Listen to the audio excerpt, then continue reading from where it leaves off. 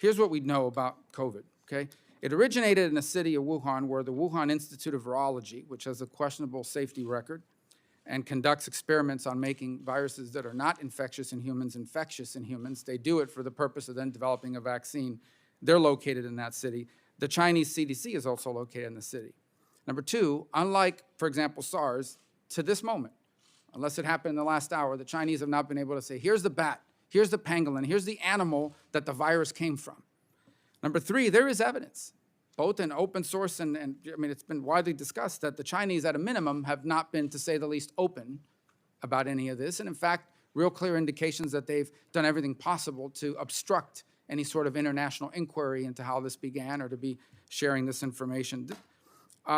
This is a lot of circumstantial evidence that adds together. And I believe that's why the FBI has concluded what on the origins of COVID, Director Wray? So, Mr. Vice Chairman, as the committee knows, the FBI has long assessed, going all the way back to the summer of 2021, that the origin of the pandemic was likely a lab incident in Wuhan.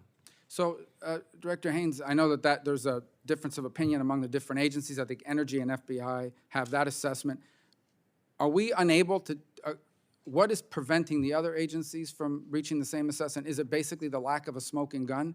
Will we not be able to say that we believe that the lab origin is the likeliest outcome unless somehow we can provide a smoking gun proof that that's what happened?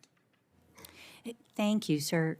So you're right. There's a broad consensus in the intelligence community that the outbreak is not the result of a bioweapon or genetic engineering. What there isn't a consensus on is whether or not it's a lab leak, essentially as Director Wray indicated, or natural exposure to an infected animal. Those are the two operating sort of theories. And what would change, essentially elements' perspectives, I think it'd be additional information, and we've been trying to collect additional information. And I think you're absolutely right that China has not fully cooperated, and we do think that's a key critical gap that would help us to understand what exactly happened. My time is up, Mr. Chairman. I would just point out that it is true that the lab leak, we don't have a smoking gun. Like we don't have some guy calling another guy saying, hey, we had a lab leak.